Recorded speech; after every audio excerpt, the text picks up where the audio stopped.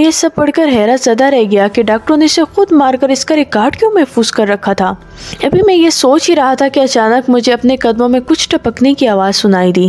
میں نے ٹارچ کی روشنی اس طرف گھمائی تو میرے منہ سے چیخ نکل گئی۔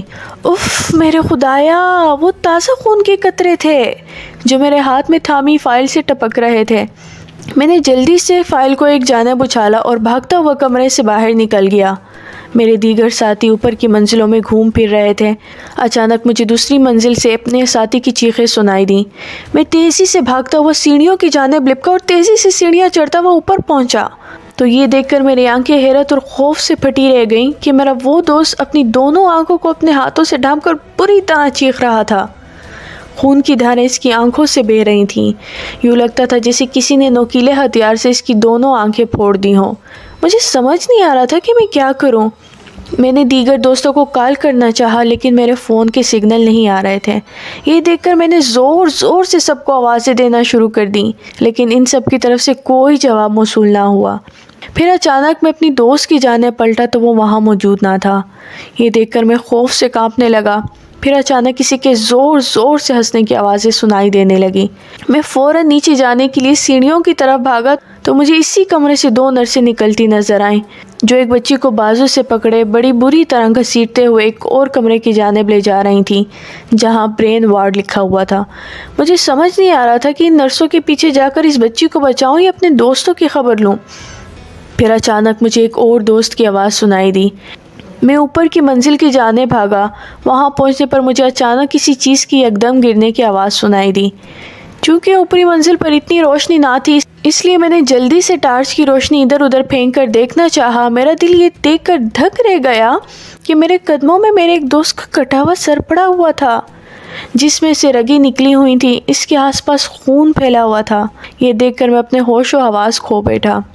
میرے 2 دوست میرے سامنے اپنی جان کی بازی ہار چکے تھے۔ میں بھی اسی غم اور پریشانی میں تھا کہ اچانک میرا موبائل بج اٹھا۔ میرا ایک اور دوست اپنی کانپتی ہوئی آواز میں مجھے بلا رہا تھا۔ اس کا لہجہ بتا رہا تھا کہ وہ ضرور کسی مصیبت میں گرفتار ہو چکا ہے۔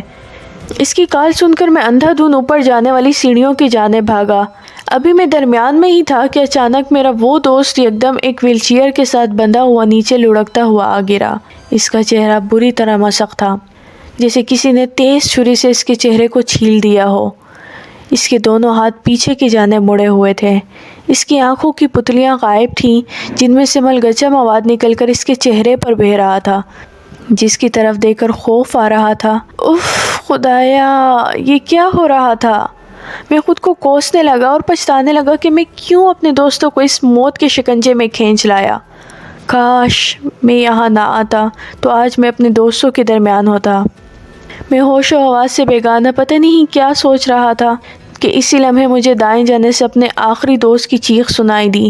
میں یکدم جیسے ہوش میں آ گیا اور تیزی سے اس طرف بھاگا جس طرف سے مجھے چیخ سنائی دی تھی۔ میں جیسے ہی اس کے نزدیک پہنچا تو یہ دیکھ کر میرا رہا سہا خون بھی خشک ہو گیا کہ ایک لڑکی اس کے پاس کھڑی اپنے ہاتھ کے نوکیلے ناخنوں سے اس کے جسم کو نوچ رہی تھی۔ میرا دوست تکلیف کی شدت سے چیخ رہا تھا۔ میں اس کے قریب کھڑا حیرت سے منظر دیکھ رہا تھا کہ اچانک اس لڑکی نے کھڑے کھڑے اپنی گردن پیچھے کی جانب میری طرف گھما دی۔ اف خدایا، یہ کیا تھا؟ اس کا چہرہ اتنا بھیانک تھا کہ مجھے چکر سا آ گیا۔ میں نے گرتے گرتے ایک نزدیکی دیوار کا سہارا لیا۔ مجھ میں اتنی ہمت نہ رہی تھی کہ میں آگے بڑھ کر اپنے مرتے ہوئے دوست کو بچا پاتا۔ میں بے بسی سے اپنے دوست کو اپنی نظروں کے سامنے دیکھتا رہا۔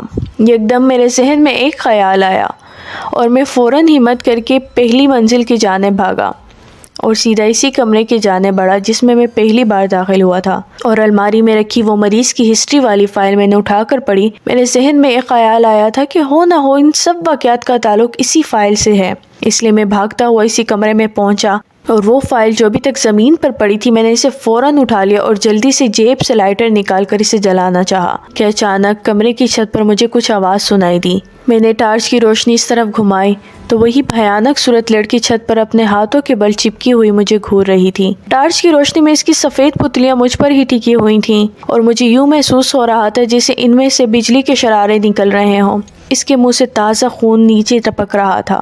میں تھوک نگلتے ہوئے اس کی طرف دیکھتا رہا، پھر اچانک وہی الماری ایک دھماکے سے میرے اوپر گرنے کو آئی تو میں یکدم اچھل کر ایک جانب ہو گیا اور جلدی سے جیب سے لائٹر نکال کر ہاتھ میں پکڑی فائل کو آگ لگا دی۔ فائل نے جلد ہی آگ پکڑ لی۔ یہ دیکھ کر میں نے وہ جلتی فائل الماری سے گرنے والی دیگر فائلوں کی جانب اچھال دی، لیکن اس تمام کام کے دوران وہ لڑکی یکدم چھت سے میرے اوپر آن گری تھی۔ لیکن اسی دوران چونکہ زمین پر پڑی فائلیں آگ پکڑ چکی تھیں تو میں نے بھی اسے خود پر گرتے دیکھ کر جلدی سے اسے ان جلتی فائلوں کے ڈھیر کی جانب اچھال دیا۔ فائلوں پر گرتے ہی اس کا جسم سوکھی لکڑی کی طرح جلنے لگا اور کمرے میں اس کی بھیانک چیخیں گونجنے لگیں اور مجھے یوں محسوس ہونے لگا جیسے سارا کمرہ ایک ناقابل برداشت بدبو سے بھرنے لگا ہو۔ میرا دم گھٹنے لگا۔ میں جلدی سے کمرے سے نکل کر باہر کی جانب بھاگا تو مجھے اس کی چیخیں اپنا پیچھا کرتا ہوا محسوس ہوئیں، لیکن میں ہسپتال کی عمارت سے باہر نکل آیا۔ مجھے گیٹ کھلا ہوا ملا، ویسے بھی اس کی ایک سائڈ ٹوٹی ہوئی تھی، اس لیے باہر نکلنے میں کوئی پریشانی نہ ہوئی۔ جیسے ہی میں بلڈنگ سے باہر نکلا تو یکدم تمام کھڑکیوں کے شیشے جو آدھے ٹوٹے ہوئے تھے ایک دھماکے سے سب ایک ایک کر کے ٹوٹنے لگے اور اس کی کرسیاں اڑ کر باہر گرنے لگی۔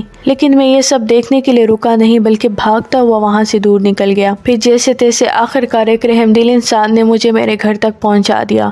میں آج بھی حیران ہوں کہ میں اتنے خوفناک حالت میں پھنسنے کے باوجود زندہ کیسے بچ گیا۔ مجھے اپنے زندہ بچ جانے کی خوشی کے ساتھ ساتھ اپنے پیارے دوستوں کی دردناک موت کا ہمیشہ افسوس رہے گا جو صرف میری ضد کی وجہ سے اپنی زندگیوں سے ہاتھ دھو بیٹھے۔